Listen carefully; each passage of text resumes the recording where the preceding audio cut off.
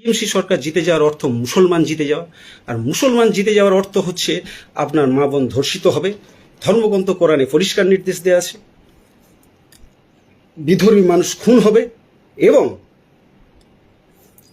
আপনাকে এলাকা ছাড়া করা হবে দাঙ্গা করে, আপনার জ্বালিয়ে পুড়িয়ে ঘর জ্বালিয়ে দাঙ্গা করে ভাগিয়ে দেওয়া হবে। পরিষ্কার দাঙ্গা কর কত লেখা আছে। এটা হলো সেই বই, আরবীয় মতবাদ সম্মিলিত বই, যাকে ধর্মগ্রন্থ কোরআন বলা হয়। আমার কাছে, আমার বাড়িতে, আমার সংগ্রহে 3খানা কোরআন আছে বন্ধু, 3খানা। আমি যখন প্রথমবার কোরআন পড়ি আমি রাতে ঘুমোতে পারিনি। প্রশাসনিকভাবে হিন্দুকে, বাঙালিকে মুসলিম হওয়ার জন্য উৎসাহিত করা হচ্ছে।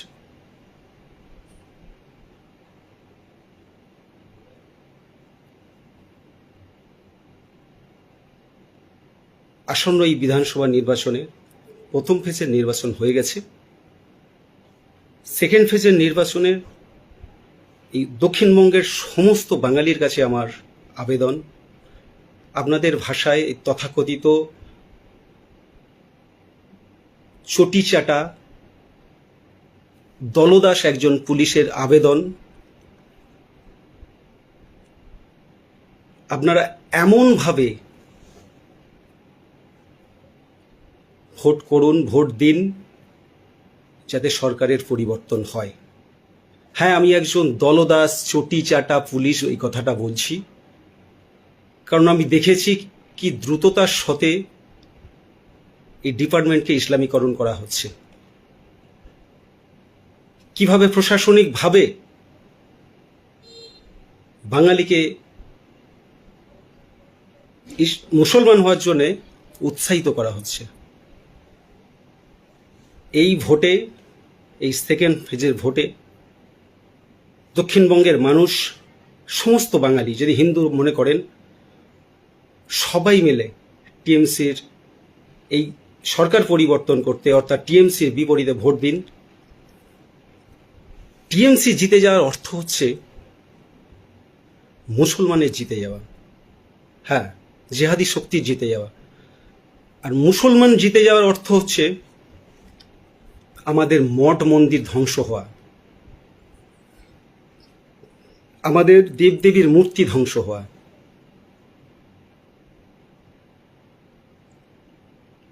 কেন বলছি? মুসলমান জিতে যাওয়ার অর্থ হচ্ছে, টিএমসি সরকার জিতে যাওয়ার অর্থ হচ্ছে মুসলমানের জিতে যাওয়া।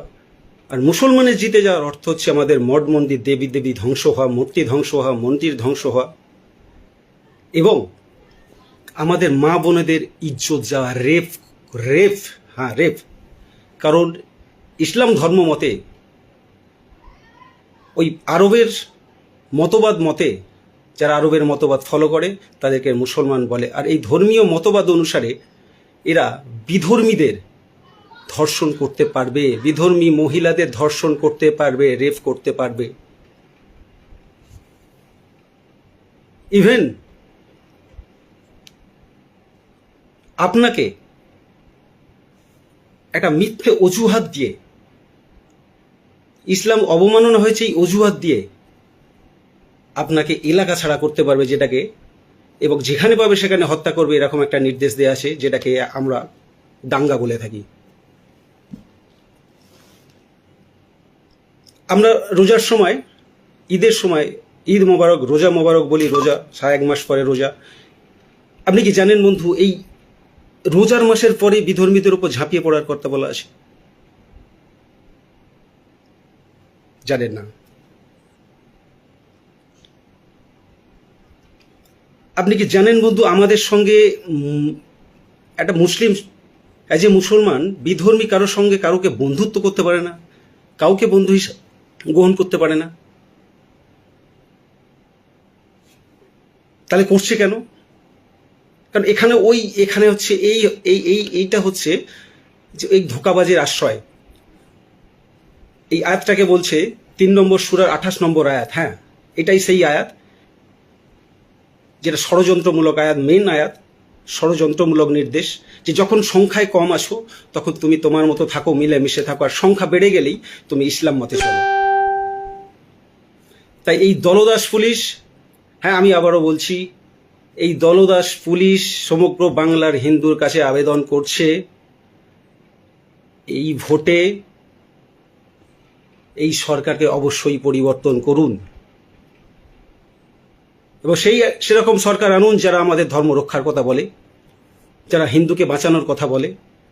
কারণ টিএমসি সরকার জিতে যাওয়ার অর্থ মুসলমানের জিতে যাওয়া। কারণ মুসলমান একসময় সিপিএমকে হাতিয়ার করেছিল, তারপরে তৃণমূলকে দখল করেছে। আপনি যদি একটা জিনিস খেয়াল করেন তাহলে বুঝবেন, আমরা টিএমসি করেছিলাম, টিএমসিকে এনেছিলাম অন্য মার খেয়ে। সেই মারটা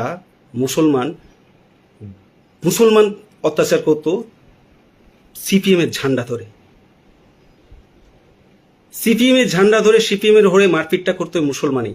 আমরা হিন্দুরা অনেক মার খেয়ে, অনেক অত্যাচার সহ্য করে আমরা মমতা দিকে এনেছিলাম।